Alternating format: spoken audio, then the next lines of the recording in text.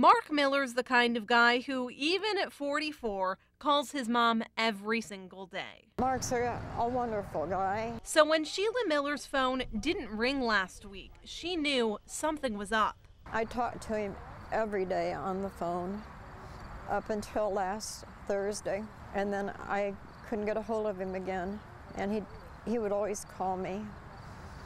I don't know where he's at. Since then, family and friends have spent most of their time searching for Miller in Elkhart, Goshen, and Dunlap, hoping to find some clue as to where he might be. We've been out here day and night just looking, and we're still looking. We're not going to stop. I can't sleep, and I have dreams that, he's alive, but I don't know. And that's the hardest part, not knowing if he's okay or what caused him to go missing. He wouldn't just walk up and leave. He wouldn't.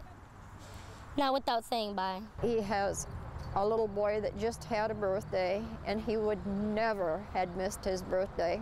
Miller's family is hopeful that's the only birthday he'll miss, and that in the days to come, Miller will find his way home. Hope you're okay, and we're not going to stop, and we're just going to keep looking. If he sees me, I just want him to know that, we're out here looking for you. And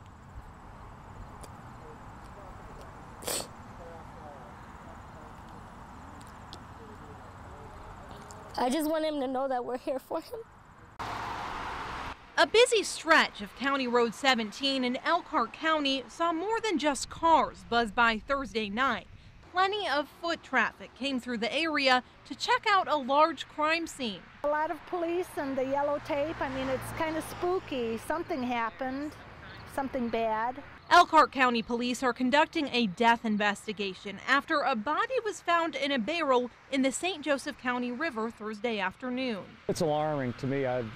I would consider it suspicious, and that's one of the reasons why we have our detectives here, we have lab techs here, we have the coroner's office here, and that's why we're making sure that we do everything we can to collect as much evidence as we can. As police spent hours collecting evidence at the scene, family members of Mark Miller spent hours waiting. The 44-year-old Dunlap man's been missing for about 2 weeks, and his family is anxiously waiting to find out if the body pulled from the river could be him. We're really concerned for that. We have a report of a missing person, and so that is on our forefront as far as is that the person. But at this point, I can't say that. We have to determine who that person is, and we have to make sure it's the right person. I really thought in my heart we were going to find him and alive, not dead. After nearly 2 weeks of searching for a missing Dunlap man, a discovery in the St. Joe River Thursday night confirmed what Mark Miller's family had feared all along. They wouldn't let me go up to where everybody else was. The police kept me back. And that made me know that it was probably him. About 10 feet from the shoreline, some people cleaning debris out of the river found Miller's body stuffed inside a 55-gallon barrel. Why in a barrel? Who has the heart to do that? He has kids, he has us, he has everybody. Why? What did he do so bad to deserve this? The talented tattoo artist leaves behind 5 children, some of them too young to understand the horror of what's happened. I love him. Now Miller's family is waiting for the Elkhart County Sheriff's Department to catch the people responsible, and they're hoping an arrest is made soon. Why? What did he do to you guys or to whoever who did this to him to deserve this? Why? Whoever is behind it, I want them to be found, and I can't tell you what I'd like to have done because it's not Christian. And Barbara, these two men knew each other.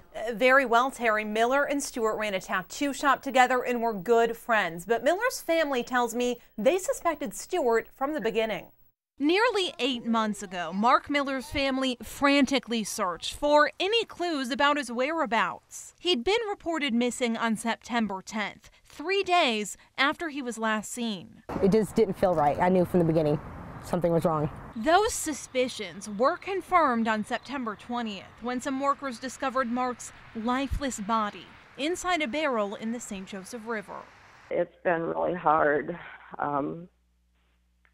Many times all I did was just sit here and cry, wondering why. After a lengthy investigation, Mark's family could finally get some answers. On Wednesday afternoon, Elkhart police arrested his former business partner, Todd Stewart, on a charge of murder. I had to pull over. I cried. I talked to Mark. According to the prosecutor's office, Stewart shot Mark before stuffing him in a barrel and dumping it in the river, a crime Mark's family suspected Stewart of all along.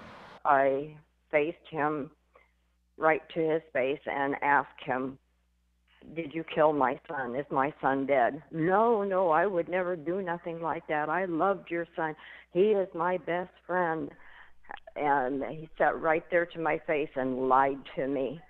And I knew right then that my son was dead, and he did it. I knew it. Now Mark's family is trying to move on from the anger and eventually find peace through justice. I want him to go to prison for life and know what he did and regret every second of it. Hope he wakes up every day in his jail and thinks, if I wouldn't have done that, I wouldn't be here. I hope he rots.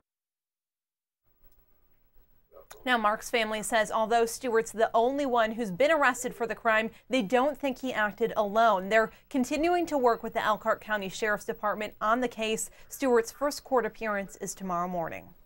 All right, and Barbara, after months of investigating, what led police finally to Stewart? Well, Terry, a couple of things. A business associate told police he witnessed Stewart shoot Mark and then helped put him in a barrel, helped him put Mark's body in a barrel and load that into a truck. Police also used cell phone towers to track Stewart's whereabouts the night of the murder and even watched some surveillance video from a nearby mire that was also helpful in the investigation. And the family's left to wonder why it all had to happen. Yes, they have a lot of questions and they're hoping they'll be answered as this court process continues. All right, Barbara Harrington reporting live tonight from the newsroom. Barbara, thanks.